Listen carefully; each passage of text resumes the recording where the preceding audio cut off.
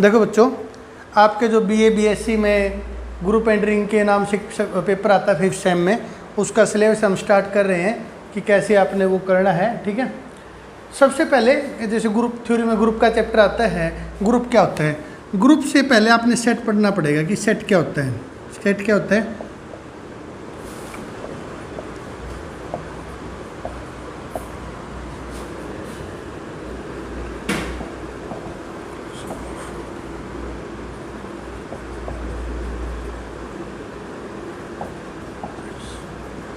Well defined collection of distinct objects, कि कोई भी well defined collection distinct object की, डिस्टिंक्ट ऑब्जेक्ट का मतलब उसमें रिपीटेशन तो नहीं होनी चाहिए, उसको एक सेट बोलते हैं। मान लो सेट जी है, सेट की नोटेशन जी भी हो सकती है, एस भी हो सकती है, टी भी हो सकती है, कोई भी नोटेशन हो सकती है, नोटेशन से ज़्यादा प्रॉब्लम नहीं। ठीक है, तो आपने सेट पढ़ना पड़ेगा। +1 में पढ़ भी रखा होगा कि सेट क्या होती है +1 +2 में। सेट के बाद अब ग्रुप पढ़ेंगे हम कि ग्रुप क्या होता है। मैं ग्रुप को आपको मैथमेटिकल आपको समझाऊं कि ग्रुप क्या होता है, डेफिनेशन हम करेंगे, ग्रुप कैसे बनता है, क्या प्रॉपर्टी होती है। उससे पहले अगर मैं एक सिंपल लैंग्वेज में बात करूं, एक लेमैन अप्रोच से बात करूं कि एक अनपढ़ आदमी है, उसको नहीं पता मैथमेटिकल ग्रुप और what is the difference between group and set in as a approach of layman approach, as a layman approach. मतलब अगर अनपढ़ आदमी के वे से अगर हम कंसिडर करें कि ग्रुप और सेट में बेसिकल डिफरेंट क्या है, बेसिकल वो कैसे अलग है, क्या चीज़ उनमें अलग, क्या चीज़ जो उनको अलग करती है। एक व्यवस्थित चीज़ें जिसमें हर एक चीज़ डिफाइन हो, कुछ कंडीशंस हैं जिसमें डिफाइन हो, उस टाइप का जो स्ट्रक्चर होती है, जो कलेक्शन होती है, वो ग्रुप होता है। और एक बस जस्ट कलेक्शन वो आपका सेट होता है। जैसे सेट, वैसे डेफिनेशन मैथमेटिकल तो करेंगे हम, वो तो नो प्रॉब्लम। जैसे मैं आपको समझाऊँ कि मैं ये बोलूँ कि 50 स्टूडेंट हैं, कॉलेज के कोई भी 50 स्टूडेंट है, 50 स्टूडेंट हैं और उनको एक रूम में इकट्ठा कर दिया जाए। 50 स्टूडेंट हैं, उनको एक रूम में क्या कर दिया, इकट्ठा कर दिया, कलेक्ट कर दिया, सबको एक रूम में बिठा दिया।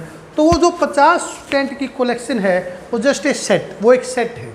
क्योंकि मैंने बोला any student, any 50 student of college, college के कोई भी 50 स्टूडेंट एक रूम में इकट्ठे कर दिए तो वो क्या है, जस्ट ए सेट। अब आता है कि ग्रुप कैसे बनेगा। अगर वो एक ग्रुप है, अगर वो ग्रुप है तो वो व्यवस्थित होने चाहिए। अगर मैं जैसे बोलूँ उस रूम में 50 स्टूडेंट बीएससी फाइनल ईयर के ए सेक्शन के हैं, ध्यान से सुनना, 50 स्टूडेंट बीएससी फाइनल ईयर के ए सेक्शन के हैं, यानी कि वो एक ही क्लास के 50 स्टूडेंट हैं। पहले क्या था, कोई भी 50 स्टूडेंट थे, यानी कि उनके बीच में कोई खास रिलेशन नहीं था, बट अब रिलेशन है क्योंकि अब वो एक क्लास के हैं तो उनका कोई ना कोई रिकॉर्ड भी होगा, उनके टीचर्स भी होंगे, उनमें सबसे टॉपर भी होगा, एक बच्चा सबसे टॉपर है, एक बच्चा डफर है या टॉपर है, या जो भी जिस भी प्रकार से सिचुएशन है, उनका टीचर कौन सा है, कौन सी क्लास किस टाइम पे लगती है, वो सब उनके बीच में सेम है, यानी कि उनके बीच में एक रिलेशनशिप है। ऐसे ही जब एलिमेंटों के बीच में आपसी में रिलेशनशिप हो जाए, कुछ प्रॉपर्टीज डिफाइन हो जाए, तो ये मैंने आपको बस लेमैन अप्रोच, यानी कि एक अनपढ़ आदमी की तरह अगर सोचा जाए तो सेट में ग्रुप में क्या डिफरेंस है वो मैंने आपको समझाया है। ठीक है, वैसे ग्रुप क्या होता है, ये सेट, मैंने सेट की नोटेशन जी भी हो सकती है, सेट की नोटेशन एस भी हो सकती है, टी भी हो सकती है, उससे कोई प्रॉब्लम नहीं। अब मैं आपको ग्रुप पढ़ाने से पहले बाइनरी ऑपरेशन पढ़ाऊंगा। What is the binary operation, कि बाइनरी ऑपरेशन आपका क्या होता है। सुनना, बाइनरी ऑपरेशन क्या होता है।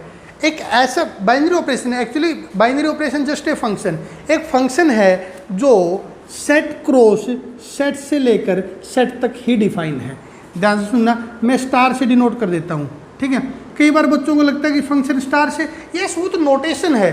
अब अगर मैं इसी बात को ऐसे बोलता ना, एफ कहाँ से है, जी क्रॉस जी से लेकर जी तक, तो बच्चे मान लेते, क्योंकि एफ को नॉर्मली एफ और जी एच, ये एफ जी एच, ये जो डिजिट मतलब वर्ड हैं, ये जो आपके अल्फ़ाबेट्स है, ये हम फंक्शन के लिए ज़्यादा यूज़ करते हैं, इस वजह से आप इनके साथ फैमिलियर होते हो। बट जैसे हमने स्टार डिनोट किया, क्या किया, स्टार, कि स्टार एक फंक्शन है, तो बच्चों नोटेशन से क्या फ़र्क पड़ता है, स्टार की जगह चाहे एफ लगा लो, चाहे जी लगा लो, चाहे एच लगा लो, नोटेशन से थोड़े कोई फ़र्क पड़ता है। तो स्टार क्या है, फंक्शन। कैसा फंक्शन, जिसकी डोमेन कोडोमेन क्या होनी चाहिए, cartesian product of G cross G, उसी सेट की कार्टेशियन प्रोडक्ट खुद के साथ और आंसर भी। कार्टेशियन प्रोडक्ट का मतलब इस टाइप के एलिमेंट होने चाहिए, और आंसर फिर क्या आना चाहिए, फिर एनी एलिमेंट ऑफ जी। ठीक है, ठीक है। अगर इसको मैथमेटिकल लिखूं तो क्या आएगा, A star B again belongs to G for all A B belongs to G. यानी कि एक ऐसा ऑपरेशन जो अगर एक सेट के दो एलिमेंटों पे ऑपरेट कर दिया जाए, दोबारा आंसर उसी सेट में आ जाए। ध्यान से सुनना, मैं सेट वर्ड यूज कर रहा हूँ। मैं कौन सा वर्ड यूज किया मैंने? सेट। ग्रुप वर्ड कहीं पर यूज नहीं किया, ग्रुप अभी थोड़ा बन जाएगा। जस्ट ए प्रॉपर्टी, ये तो एक प्रॉपर्टी है। क्या प्रॉपर्टी? दोबारा सुन लो। अगर एक सेट के दो एलिमेंटों के ऊपर कोई भी ऑपरेशन ऑपरेट किया जाए और आंसर दोबारा उसी में आ जाए तो उसको क्या बोलते हैं? Binary operation. मैं एग्जाम्पल के लिए आपके सामने सेट ऑफ नेचुरल नंबर लिखता हूँ, 1 2 3 4 सोल, ये होते हैं set of natural number. Addition का अगर ऑपरेशन माना जाए, एडिशन का operation set of natural number के ऊपर बाइनरी ऑपरेशन है। कैसे? आप किन्हीं भी दो एलिमेंट को अगर ऐड करोगे दोबारा आंसर इसी में आएगा। कुछ भी ऐड करके देख लो, 2 + 3 5 हो गया, ये भी नेचुरल नंबर है। 2 + 7 9 हो गया, ये भी नेचुरल नंबर है।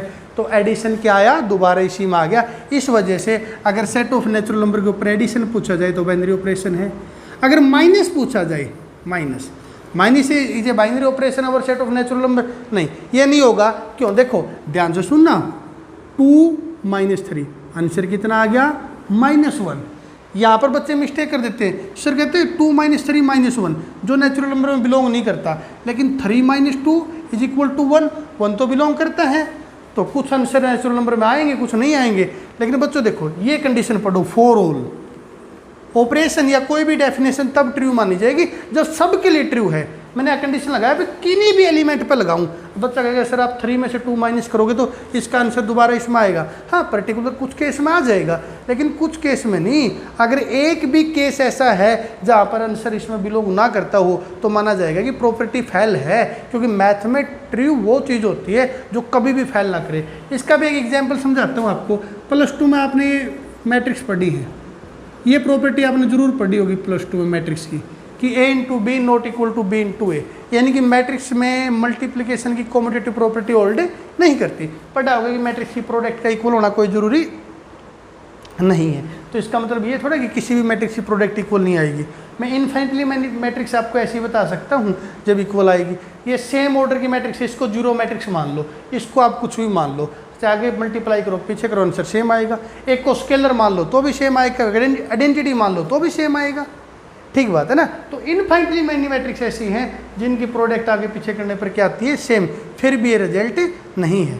ठीक है, देखो बच्चों, ठीक है, बात समझ में आगे होगी। तो ट्रू तब माना जाएगा जब सबके लिए ट्रू हो। तो इस चीज़ को हम आगे बढ़ते हैं, एक बाइनरी ऑपरेशन है। ठीक है, अब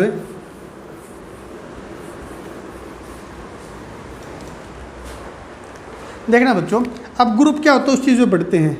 एक सेट है, उसके साथ एक ऑपरेशन होना चाहिए, एक बाइनरी ऑपरेशन। ठीक है, क्या होना चाहिए? एक बाइनरी ऑपरेशन। ठीक है, first property closure property. Closure property क्या होती है? क्लोजर प्रॉपर्टी एक ऐसा ऑपरेशन जिसके ऊपर अगर वो जो भी ऑपरेशन दे रखे, ये एडिशन भी हो सकता है, मल्टीप्लिकेशन भी हो सकता है, या कोई स्पेशल टाइप का ऑपरेशन भी हो सकता है, कुछ भी हो सकता है। जैसे मैं आपको एग्जांपल के लिए यहाँ लिख लेता हूँ आपके सामने 1-2 एग्जांपल, ताकि मैं आपको साथ साथ में समझा सकूँ। एक मैंने सेट ऑफ नेचुरल नंबर लिख लिया 1 2 3 4 सोन। एक मैंने सेट ऑफ इंटीजर लिख लिया -3 -2 -1 0 1 2 3 सोन। ये 2 सेट लिख लिए बस, जैसे बीच में एग्जांपल दे सकूँ। तो अगर 2 एलिमेंटों के ऊपर वो ऑपरेशन लगवाया जाए तो दोबारा आंसर उसी सेट में आना चाहिए। फॉर ऑल, ये कंडीशन याद रखना, फॉर ऑल किन्हीं भी 2 एलिमेंटों पे लगाओ तो उसको बोलेंगे ये सेट इस ऑपरेशन के with respect to closure property क्या करता है? सेटिस्फाई करता है। फिर नेक्स्ट आपका एसोसिएट्स प्रॉपर्टी। आपकी एसोसिएट्स प्रॉपर्टी ये होती है A * B * C = A B * C, यानी कि ऑपरेशन पे ऑर्डरिंग का इफेक्ट ना पड़े। पहले 2 पे लगाया फिर बाद में लगा दिया, या पीछे वाले 2 पे लगाया फिर फर्स्ट वाले पे ऑपरेट कर दिया, इस बात का कोई इफेक्ट ना आए। बच्चों की ये प्रॉपर्टी मीनिंगलेस लगती है। वो मीनिंगलेस इसलिए लगती है आपको कि सर आगे पीछे करने पर क्या फ़र्क पड़ेगा? बहुत कुछ फ़र्क पड़ेगा। हम नॉर्मली जो एग्जाम्पल लेते हैं ना, माइंड में जब एग्जाम्पल आता है ना, आपका माइंड में जब एग्जाम्पल आता है तो शुरू में जो एग्जाम्पल आता है बड़ा एडिशन या मल्टीप्लिकेशन के ऊपर सोचते हैं कि 2 + 3 + 5 कर लो, या प्रोडक्ट कर लो सेम आएगा। लेकिन बच्चों ऑपरेशन दुनिया में ये दो ही थोड़ी एक एडिशन और मल्टीप्लिकेशन। तो मैं आपको एसोसिएट समझा रहा था कि ऑर्डरिंग का इफेक्ट ऐसे लगता है क्योंकि एडिशन या मल्टीप्लिकेशन दो के ऊपर सोचते हैं तो लगता है तो बहुत सिंपल प्रॉपर्टी, ऐसा नहीं, ये प्रॉपर्टी भी फेल हो सकती है। मैं एग्जाम्पल के लिए 3 नंबर लेता हूँ और ये 2 3 5 इन 3 नंबर ले लिए और ऑपरेशन मैंने मान लिया माइनस का, क्योंकि ऑपरेशन तो कुछ भी हो सकता है। तो देखो पहले 2 - 3 किया, ठीक है, और दूसरी साइड क्या किया, 2 को बाद में माइनस करूँगा, पहले ये देखो केवल इतना ही चेंज आया ना, पहले इन दो को ऑपरेट किया बाद में 5 और इसमें पहले पीछे वाले दो को ऑपरेट किया बाद में 2, और तो कुछ चेंज नहीं किया, ब्रैकेट का ही चेंज है और ऑपरेशन क्या मान के चलो माइनस। देखना बच्चों इसका आंसर क्या आएगा -6 और इसका आंसर क्या आएगा +4, ये दोनों इक्वल नहीं है। तो एसोसिएट्स प्रॉपर्टी क्लियरली होल्ड नहीं करती, ठीक है। हाँ कुछ ऑपरेशन के अंदर कर जाती है वो अलग मैटर है, बट ये भी एक प्रॉपर्टी है कि ऑर्डरिंग का इफेक्ट होना चाहिए, चाहे पहले दो को ऑपरेट करो या पीछे दो को ऑपरेट करो, आंसर हर हाल में सेम। अच्छा फॉर ऑल की कंडीशन जरूर रहेगी ABC, कौन से भी एलिमेंट लो सेट के, फिर ध्यान से सुनना मैं सेट वर्ड यूज कर रहा हूँ अभी तक, सेट वर्ड, ठीक है, ओके। फिर है थर्ड आइडेंटिटी। आइडेंटिटी क्या होती है बच्चों, सेट में एक ऐसा एलिमेंट होना चाहिए, सुनना, सेट में एक ऐसा एलिमेंट होना चाहिए जिसको किसी के साथ भी ऑपरेट कर लो वो उसके साथ उस गिवन ऑपरेशन के विद रिस्पेक्ट टू कोई चेंज ना करे। जैसे ये सेट ऑफ इंटीजर है, -3 इन्फिनिटी तक जाएगा, -2 -1 1 0 1 2 सो, ये सेट ऑफ इंटीजर है आपका, ओके, ठीक है। आइडेंटिटी क्या होता है, एक ऐसा एलिमेंट होना चाहिए, जैसे मान लो ऑपरेशन एडिशन का है तो जीरो आइडेंटिटी होती है हमारी, होती है ना जीरो आइडेंटिटी। कैसा एलिमेंट जो किसी के साथ भी ऑपरेट कर लूँ, यानी कि एक ऐसा एलिमेंट ई एग्जिस्ट करना चाहिए अपने सेट में जो A*E यानी गिवन ऑपरेशन जो भी आपका और A*E दोबारा A आना चाहिए for all A belongs to G। Set में एक ऐसा एलिमेंट होना चाहिए जिसके साथ किसी को भी ऑपरेट कर लूँ उसमें कोई चेंज ना आए।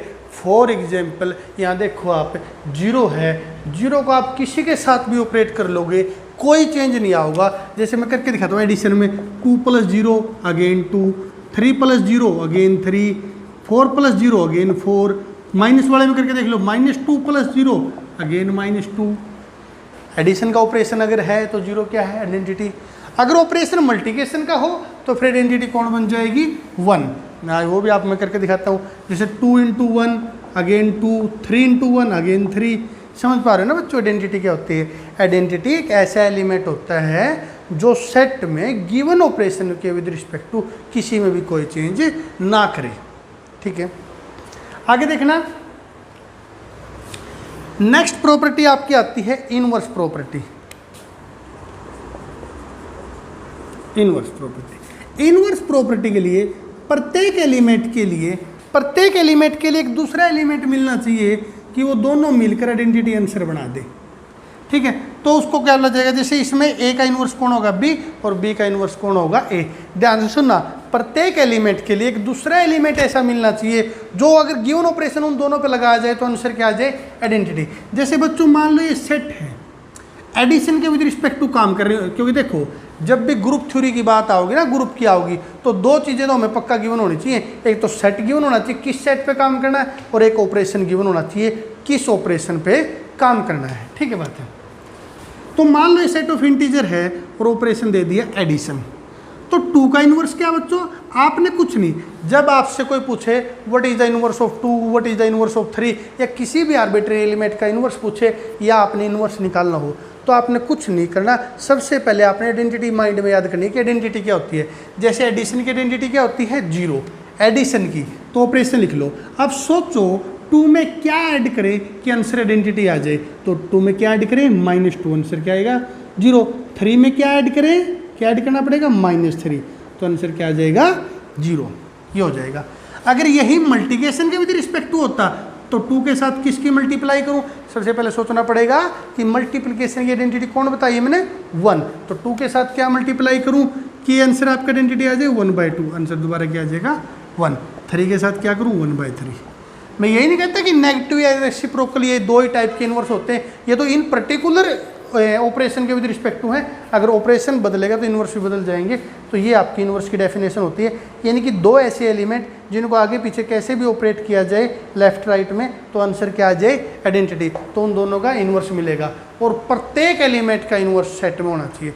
तो अब सुनना बच्चों, अगर ये चारों प्रॉपर्टी हो जाए, देखो मैं यहाँ लिख देता हूँ आपके सामने, अगर कोई भी सेट है आपका, कोई भी सेट है, कोई भी ऑपरेशन है,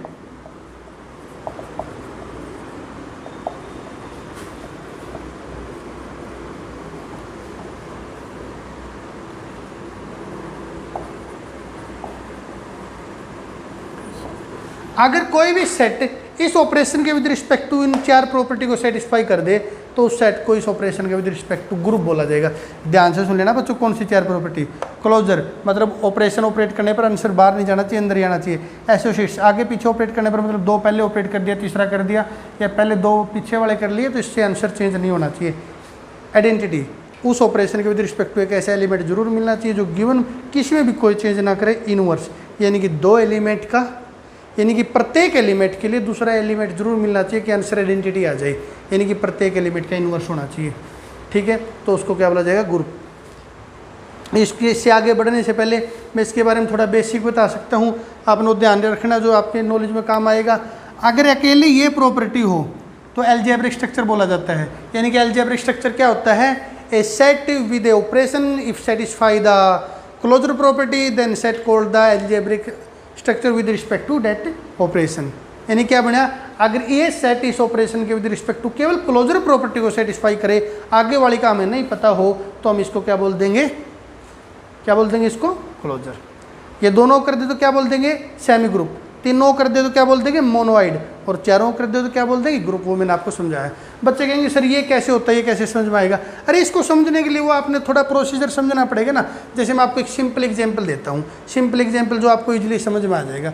जैसे बच्चों आपने एग्ज़ाम दिए और एग्ज़ाम देने के बाद आपके नंबर आते हैं, जिस बच्चे के नंबर 80% आ गए, जिस बच्चे के नंबर कितने आ गए, 80%, तो उसको क्या बोला जाता है, the student got the merit. Student ने क्या प्राप्त की, मेरिट। स्टूडेंट क्या आई है, मेरिट आई है। लेकिन बच्चों मान लो 80 नहीं आए, कम आए, तब भी उसने कुछ ना कुछ तो उसको नाम मिलेगा ना। जैसे जिसके 55% आए उसको बोला जाएगा थर्ड डिवीजन आई है, जिसके मतलब 55 से नीचे आए उसको बोला जाएगा थर्ड डिवीजन है, जिसके 55 से ऊपर आए उसको बोला जाएगा सेकंड डिवीजन है, और जिसके 60 से अबो आए उसको फर्स्ट डिवीजन, और जिसके 80 से अबो आए उसको क्या बोला जाएगा, मेरिट। दोबारा सुन लो, जिसके अबो 80 मेरिट, अबो 60 फर्स्ट डिवीजन, और अबो 55 सेकंड डिवीजन, और 55 से अगर नीचे है तो फिर क्या हो जाएगा, थर्ड डिवीजन। लेकिन मेरी बात ध्यान से सुनना, जैसे अबो ये है वो स्टेज, ये मेरिट प्राप्त कर ली। अगर किसी ने मेरिट प्राप्त कर ली तो पीछे वाली प्रॉपर्टी तो होल्ड करेगा। यानी कि जो ग्रुप होता है वो सेमी ग्रुप भी होता है, मोनोइड भी होता है, अलजेब्रिक स्ट्रक्चर भी होता है। लेकिन एक बच्चा बोले कि सर मेरे है ना 55 से ऊपर नंबर है, 55% से ज़्यादा है, तो मैं बोल सकता हूँ आपको सेकंड डिवीजन पक्का है, सेकंड डिवीजन की स्टेज पे आप पक्का हो। बच्चे बोले सर मेरे को फर्स्ट डिवीजन नहीं हो भी सकती है, मुझे क्या पता, क्योंकि आपने बोला कि 55 से अबो है, 55 से अबो तो आपके 90% भी हो सकते हैं। तो अगर आपके 55 से अबो 60 से तक हैं, उससे नीचे हैं, तो सेकंड डिवीजन हो जाएगी। और अगर आपके 60 से अबो फर्स्ट भी हो सकती है, और अगर 80 से अबो हैं तो आपकी मेरिट भी हो सकती है।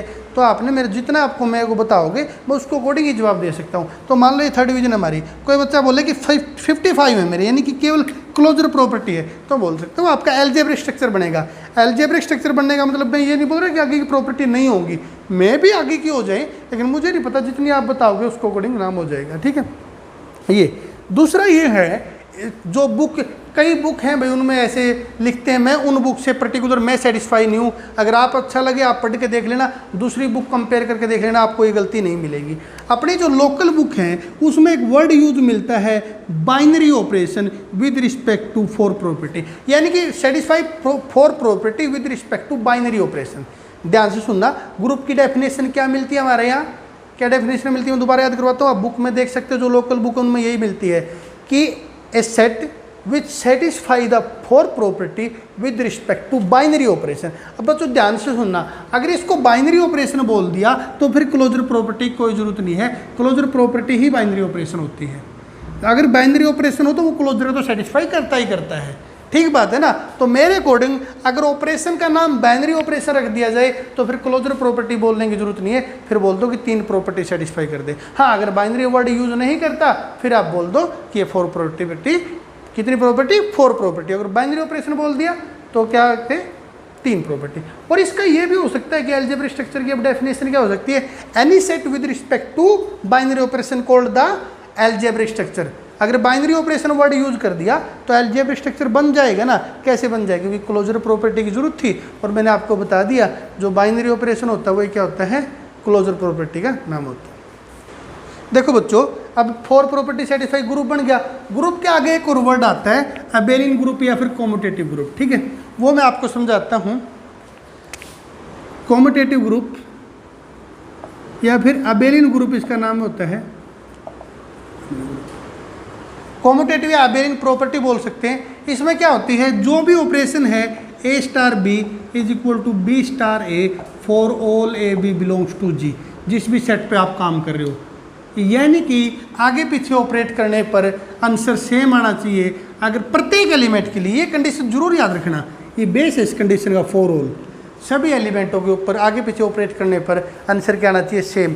तो बोल दिया जाता है कि इस ऑपरेशन के विद रिस्पेक्ट टू इस सेट में कॉम्यूटेटिव प्रॉपर्टी या फिर अबेलियन प्रॉपर्टी सेटिस्फाई होती है। ये भी नॉर्मली हमारे ये होता है सर, ये तो आगे पीछे ऑलवेज सेम आएंगे, क्योंकि इस स्टार का मैक्सिमम बच्चों के माइंड में मल्टीप्लिकेशन चला जाता है ना। बच्चों फिर मैं बोल रहा हूँ, इस स्टार का मतलब मल्टीप्लिकेशन नहीं है। स्टार एनी ऑपरेशन, कोई भी ऑपरेशन हो सकता है, कोई भी दो जो इसके 2 एलिमेंटों पर ऑपरेट हो उसके वो एक ऑपरेशन, ठीक है। अब सुनना, आगे पीछे सेम आना चाहिए। बच्चों को लगता है सर ये तो ऑलवेज आएगा, 2 इंटू 3 कर लो, 3 इंटू 2 कर लो, 6 ही आना है। जब 2 इंटू 3, 3 इंटू 2 करोगे 6 आना, तो प्रॉपर्टी तो मीनिंगलेस होगी। ऐसा नहीं है बच्चों, आप इंटू कर रहे हो, आपके माइंड में एडिशन या मल्टीप्लिकेशन चल रही है, ऑपरेशन बदल के देखो। मैं माइनस लेता हूँ, 2 माइनस 3 और करके देखना 3 माइनस 2, आंसर सेम नहीं आएगा। तो ऐसा नहीं कि हर बार आंसर सेम आ जाता है। हाँ, कुछ ऑपरेशन है पर्टिकुलर कि उन पे आंसर सेम आ जाता है, लेकिन हर एक ऑपरेशन पे प्रॉपर्टी सेटिस्फाई हो ऐसा कोई जरूरी है। इस प्रॉपर्टी का नाम क्या है, कॉम्यूटेटिव प्रॉपर्टी या फिर अबेलियन प्रॉपर्टी। एक बच्चों एक बात और सुनना ध्यान से, कॉम्यूटेटिव प्रॉपर्टी और अबेलियन प्रॉपर्टी के बारे में। इसके 2 नाम हैं। आपको जो बच्चे, खासकर वो बच्चे जो मैथ में ज़्यादा इंटरेस्ट रखते हैं, जिनका मैथ के साथ बहुत लगाव है। एक मैथ होता है कि मैथ को केवल इसलिए पढ़ना कि हमारे सिलेबस का पेपर है, पेपर पास कर देना, बस इसलिए पढ़ना। एक होता है मैथ के साथ बहुत ज़्यादा लगाव, यानी कि बहुत ज़्यादा जो अपना प्रिय सब्जेक्ट या फेवरेट सब्जेक्ट होता है मैथ, कि मैंने तो मैथ सीखने के लिए मैथ पढ़ना है, ना कि बुक है वो नहीं। तो उसमें हमें थोड़ी थोड़ी नॉलेज ऐसी बेसिक, यानी कि उसकी अगर कॉन्सेप्ट पता तो और अच्छा इंटरेस्ट बन जाता है। इसके 2 नाम हैं, कॉम्यूटेटिव और अबेलियन।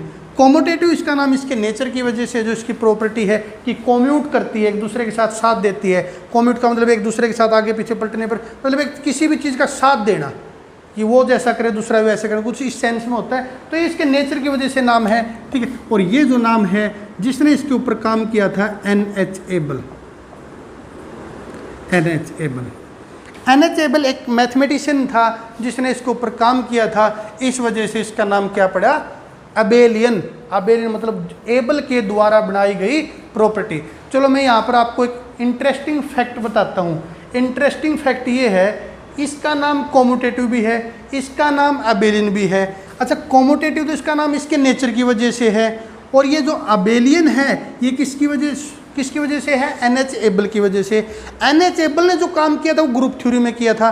किस में काम किया था, ग्रुप थ्योरी में। ये मेरी बात ध्यान से सुनना, आपने +1 +2 में यह बात पढ़ी होगी, मैट्रिक्स नोट। और इस प्रॉपर्टी का नाम देखना ध्यान से अपनी +2 की या +2 की बुक में जाके, ये मैट्रिक्स +1 है नहीं, सॉरी, +2 की बुक में जाके देखना, इसका नाम मिलेगा matrix are not commutate with respect to multiplication. ध्यान से सुनना, क्या नाम मिलेगा इसका, matrix are not commutate with respect to multiplication. ऐसा आपको कहीं नहीं मिलेगा, matrix are not abelian with respect to multiplication. मैं आपको क्या बताना चाहता हूँ, इंटरेस्टिंग फैक्ट अबाउट मैथमेटिक्स सुनना। जो इसका अबेलियन नाम है वो केवल ग्रुप थ्योरी में यूज किया जाता है। जो अबेलियन नाम हो केवल कहाँ यूज किया जाता है, ग्रुप थ्योरी में, क्योंकि जिस मैथमेटिशियन ने काम किया उसने ग्रुप थ्योरी में काम किया था, इस वजह से अबेलियन जो नाम है, देखो प्रॉपर्टी सेम है, बाहर भी आपको एब्स्ट्रैक्ट अलजेब्रा से बाहर या ग्रुप थ्योरी से बाहर आपको बहुत जगह इस प्रॉपर्टी का नाम मिलेगा, लेकिन जितनी भी जगह मिलेगा केवल कॉम्यूटेट मिलेगा। रेयर चांस है कि अबेलियन वर्ड यूज करे, लेकिन करना भी नहीं चाहिए। लेकिन अबेलियन वर्ड, इसका अबेलियन जो नाम है वो केवल कहाँ किया जाता है, एब्स्ट्रैक्ट अलजेब्रा में। ठीक है, अब मैं आपको इससे आगे इसको एक एग्जाम्पल करके दिखाता हूँ कैसे क्वेश्चन आएंगे। जब इसका क्वेश्चन आएगा आपको एक सेट गिवन होगा, एक ऑपरेशन गिवन होगा। अच्छा बच्चों, एक फैक्ट और याद रखना, जब मैथमेटिक्स में ऑपरेशन ना बोला जाए तब आपने मल्टीप्लिकेशन लेना है। ध्यान से सुनना, मैथमेटिक्स में जो मतलब जो डिफाइंड ऑपरेशन होता है, ये मान लो कि जो ट्रिवियल ऑपरेशन होता है, जब ऑपरेशन के बारे में कोई कुछ वर्डिंग ना हो तो आपने कौन सा ऑपरेशन लेना है, मल्टीप्लिकेशन। हाँ, अगर बोला जाए तो वही ऑपरेशन लेना, एडिशन बोले या माइनस बोले, डिवाइड या कोई स्पेशल टाइप का ऑपरेशन, कोई भी बोला आपको कोई प्रॉब्लम नहीं। आपको ऑर्डिनरी ऑपरेशन से चिपके नहीं रहना कि एडिशन ही ऑपरेशन होता, नहीं, कुछ भी बोला आपने वही ऑपरेशन लेना। हाँ, अगर कुछ ना बोला जाए तब आपने कौन सा ऑपरेशन लेना, आपने मल्टीप्लिकेशन लेना। ना बोला जाए कुछ, याद रखना मेरी बात। तो जब हमने ग्रुप प्रूफ करना है, एक एग्जाम्पल करवाता हूँ मैं आपको, जैसे set Z set of integer is a abelian group with respect to addition। Addition के with respect to abelian group होता है, ये प्रूफ करना आपने। ध्यान सुनना, आप देखो, जब भी मेरे सामने ग्रुप थ्योरी का क्वेश्चन आएगा तो मैं सबसे पहले देखूँ दो चीज़ गिवन होनी चाहिए, एक सेट एक ऑपरेशन, फिर उसके बाद क्या प्रूफ करना वो प्रूफ करेंगे। अच्छा, ऑपरेशन ना भी गिवन हो तो मैं मल्टीप्लिकेशन मान लूँगा अगर नंबर सिस्टम का काम है। ठीक है, तो सेट दिया, सेट ऑफ इंटीजर, ठीक है, एडिशन दिया है, ठीक है। अब मैं आपको दो वे बताता हूँ, आपने इनमें से कोई भी एक वे से एग्जाम में क्वेश्चन करने, जो आपको अच्छा लगे उस वे से करो। आप किसी भी दो वे, मैं आपको पैरेलल दोनों वे करवाऊंगा, दोनों के बेनिफिट भी बताऊंगा, लॉस भी बताऊंगा, ठीक बात है। लेकिन ठीक दोनों हैं, आप जो मर्जी करो, आपको कोई रोक नहीं सकता, दोनों ठीक है। सुन, सबसे पहले मैं इस वे से करवाता हूँ जो एक फर्स्ट वे है। मैंने सेट इंटीजर के विद रिस्पेक्ट टू काम करना है, क्लोजर प्रॉपर्टी देखनी है। क्लोजर प्रॉपर्टी में बच्चों क्या होता है कि दो एलिमेंट के ऊपर ऑपरेट लगाऊं, दोबारा आंसर उसी में आना चाहिए। आप पहले मन में सोच लो क्या बात होती है, पहले डिसाइड कर लो, क्या दो इंटीजर को जोड़ने फिर अगेन इंटीजर आता है, क्योंकि ऑपरेशन एडिशन है ना। सोचो, क्या sum of two integer again integer आएगा, तो आपके माइंड में आएगा हाँ ये तो बिल्कुल बेसिक है ना, दो इंटीजर का सम इंटीजर होता है। तो आप लाइन लिखोगे, we know that sum of two integer is again integer, sum of two integer is again integer, so closure property is satisfied. और एक प्रॉपर्टी आपने लिख दी, ठीक है। एसोसिएट्स आप क्लियरली लिख देना, ठीक है। तीसरी करवाता हूँ सीधी, ध्यान से सुनना मेरी बात, कभी मैं बता रहा हूँ गलत कर दो, लिख देना क्लियरली एसोसिएट्स प्रॉपर्टीज ओल्ड। लेकिन आप कहाँ पर लिख सकते हो बात, कोई बच्चा बोलेगा सर एक लाइन लिख दूंगा क्लियरली ओल्ड, ऐसे तो मैं सारी प्रॉपर्टी पे क्लियरली ओल्ड लिख दूँ, ऐसे क्या नंबर आ जाएंगे। भाई हर जगह आप ये बात नहीं लिख सकते, लेकिन आप कुछ जगह लिख सकते हो। मैं आपको बताता हूँ किस जगह आप लिख सकते हो, ठीक बात है। देखो बच्चों, आप एसोसिएट्स प्रॉपर्टी को क्लियरली लिख सकते हो कि एसोसिएट्स प्रॉपर्टीज क्लियरली ओल्ड, तो माइंड में अब आएगा क्लियरली, हम तो हर प्रॉपर्टी को लिख देंगे, फिर करने की क्या जरूरत है। हाँ, मैं आपको बताता हूँ हर जगह नहीं लिख सकते, कुछ ही जगह लिख सकते हो। ध्यान से सुन लेना मेरी बात, जो मैं जगह बताता हूँ वहाँ लिख दोगे तो कोई आपका क्लेम गलत नहीं कर सकता। कहाँ पर नंबर सिस्टम का काम होना चाहिए, नंबर सिस्टम यानी कि नंबर का सेट होना चाहिए, set of rational number, real number, integer, कोई भी नंबर सिस्टम का काम हो, नो प्रॉब्लम, कॉम्प्लेक्स नंबर वगैरह, ठीक है। और ऑपरेशन या तो एडिशन होना चाहिए या फिर मल्टीप्लिकेशन, ये दो ही ऑपरेशन होने चाहिए। तो इन कंडीशन के अंदर कौन सा, दोबारा सुन लो, नंबर सिस्टम का काम होना चाहिए और कुछ नहीं होना चाहिए नंबर सिस्टम के ऊपर, ठीक है। और एक क्या होना चाहिए आपकी, एडिशन या मल्टीप्लिकेशन ऑपरेशन होना चाहिए। तो लिख सकते हो number system is always associates with respect to multiplication. फिर क्या ऑपरेशन आता है, आइडेंटिटी। आइडेंटिटी बच्चों क्या होती है, आइडेंटिटी मैंने आपको समझाई थी। आइडेंटिटी एक ऐसा एलिमेंट होता है जिसको किसी के साथ भी ऑपरेट कर लो कोई इफेक्ट ना डाले, ठीक है।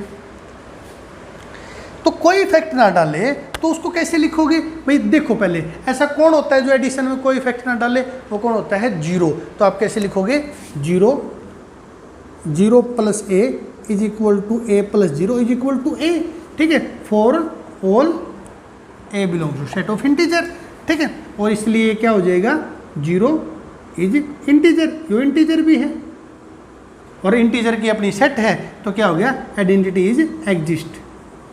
आइडेंटिटी क्या करेगी आपकी, आइडेंटिटी इज एग्जिस्ट, आइडेंटिटी क्या करेगी, एग्जिस्ट करेगी, ठीक है। फिर इसके बाद कौन सी, पहले मैं ये यहाँ पर करवा देता हूँ कंप्लीट, फिर सेकंड वे भी करवाता हूँ। मैंने आपको पहले बताया ना 2 तरीके होते हैं। तो इब इनवर्स की बारी आ गई, इनवर्स प्रॉपर्टी है, फोर्थ प्रॉपर्टी आपकी। अब सोचो कि इनवर्स क्या होता है एडिशन में, मैंने आपको पहले ही समझा बेसिक में, क्या समझाया है कि इनवर्स क्या होता है। जैसे होता है इनवर्स एडिशन में 2 का इनवर्स -2, 3 का इनवर्स -2, सॉरी 3 का इनवर्स -3, 4 का इनवर्स -4, यानी कि इनवर्स नेगेटिव कर दे। पहले आप सोचो कि क्या कोई इंटीजर है, उसका इनवर्स करने पर क्या वो इंटीजर नहीं रहेगा, सॉरी नेगेटिव करने पर देखना 2 है, अगर इंटीजर है तो -2 भी तो इंटीजर है, 3 इंटीजर है तो -3 भी तो इंटीजर है। इंटीजर क्या होते हैं जिनमें फ्रैक्शनल टर्म आ जाए, 1 से अलग कुछ, मतलब फ्रैक्शनल टर्म आ जाए 2/3, 4/3, ये इंटीजर नहीं होते। लेकिन किसी बच्चों किसी नंबर को नेगेटिव या पॉजिटिव कर देने से फ्रैक्शनल टर्म थोड़ी आ जाएगी, ठीक बात है। तो इंटीजर का नेगेटिव भी क्या रहेगा, इंटीजर। तो लिखोगे negative of N integer is integer, कि एक इंटीजर को अगर नेगेटिव, अच्छा नेगेटिव का मतलब माइनस का नहीं होता, यहाँ पर नेगेटिव का मतलब ये नहीं कि वो माइनस का होना चाहिए, नेगेटिव मतलब किसी भी इंटीजर का नेगेटिव, यानी कि उसका अपोजिट। अगर 2 है तो उसका नेगेटिव -2 होगा, और -2 है तो उसका नेगेटिव +2 होगा। नेगेटिव का मतलब उस नंबर का नेगेटिव। इंटीजर है तो क्या बोल दोगे, इनवर्स इज आल्सो एग्जिस्ट,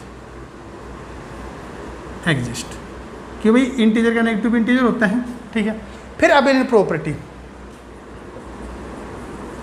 तो आप लिख दोगे कि number is always commute with respect to, या लिख सकते हो कि a + b = b + a, इस वे से भी लिख सकते हो, जो सेकंड वे में आपको समझाऊंगा। या फिर इसको वर्डिंग में भी लिख सकते हो, number is always commute with respect to addition.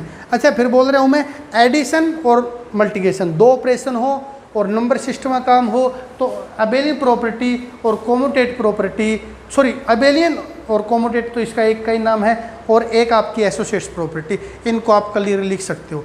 फिर भी आप मिस्टेक ना कर दो, एक बार फिर याद दिलवा रहा हूँ, नंबर सिस्टम का काम हो, नंबर सिस्टम की कलेक्शन होनी चाहिए, एडिशन या मल्टीप्लिकेशन का ऑपरेशन हो, तो ये प्रॉपर्टी और ये प्रॉपर्टी आप क्लियरली लिख सकते हो, नो प्रॉब्लम, ठीक बात है। अब मैं आपको सेकंड वे करवाता हूँ कि दूसरे तरीके में आप इसी क्वेश्चन को आप दूसरी वर्डिंग में कैसे लिख सकते हो।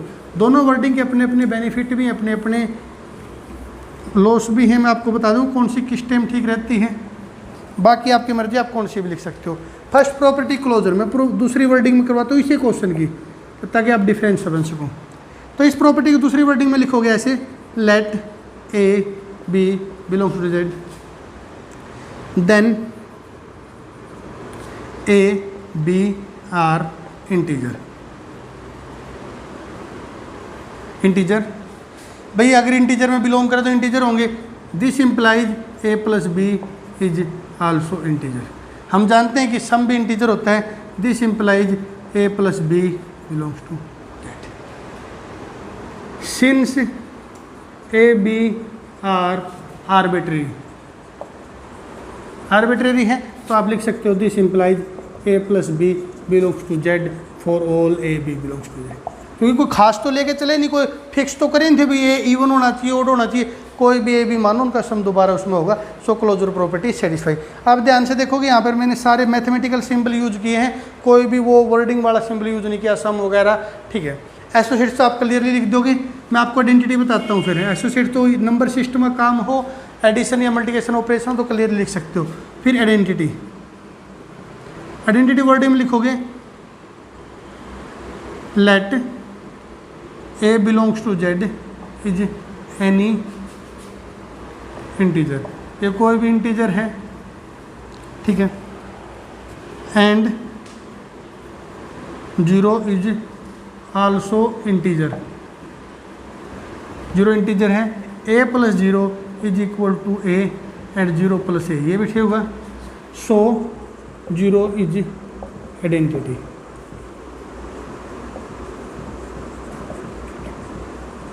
ठीक है, तो आइडेंटिटी क्या करके एग्जिस्ट। आप देख पाओगे इस डेफिनेशन उस वर्ड मतलब उस तरीके से लिखने में और या फिर इस टाइप से लिखने में कोई डिफरेंस नहीं है, बस ये कि उस टाइम वर्डिंग ज़्यादा थी, अब मैथमेटिकल सिंबल ज़्यादा है। बच्चों आप कौन सा भी वे अप्लाई कर सकते हो, दोनों ही वे अच्छे लिखने में, ठीक है। मेरे अकॉर्डिंग जो मेरे पर्सनल व्यू है इनके बारे में कि कब कौन सा अप्लाई करना चाहिए, ये जो वे है बच्चों ये तब अप्लाई करना चाहिए जब आपके मैथमेटिकल कॉन्सेप्ट के बारे में बहुत अच्छी जानकारी हो, इम्प्लाइज कब आएगा, बिलोंग्स टू कब आएगा, देन इफ कैसे कब लिखना है, मैथमेटिकल बारे में बिल्कुल क्लियरिटी हो तो आपको ये वे करना चाहिए। अगर आपको थोड़ा थोड़ा डाउट है किसी चीज़ पर कहाँ होगी तो आपने वर्डिंग वाला होना चाहिए, यानी कि ऐसा है कि उसमें एक दो वर्ड आगे पीछे भी होगा कि सेंटेंस ज़्यादा मायने नहीं रखते मैथ में, तो इस वजह से उसमें कम थोड़ी बहुत गलती, थोड़ी बहुत जो चलने लायक है, गलती होने पर भी नंबर आने के चांस रहते हैं। लेकिन इसमें अगर आपने छोटी भी गलती कर दी, एक अच्छा एग्जामिनर अगर होगा, एक अच्छा एग्जामिनर, तो उसकी नज़र में पहले ही चढ़ जाएगा क्या गलती आपने की है, तो नंबर कम आएंगे। और अगर आपके कॉन्सेप्ट बहुत ज़्यादा क्लियर हैं तो ये वे ज़्यादा अच्छा है, नंबर आपको ज़्यादा ये दिलाएगा। मेरे अकॉर्डिंग ये पर्सनल व्यू है, तो आपको समझ में आ गया होगा। इसके आगे का काम फिर हम अगले लेक्चर में करते हैं, ठीक है।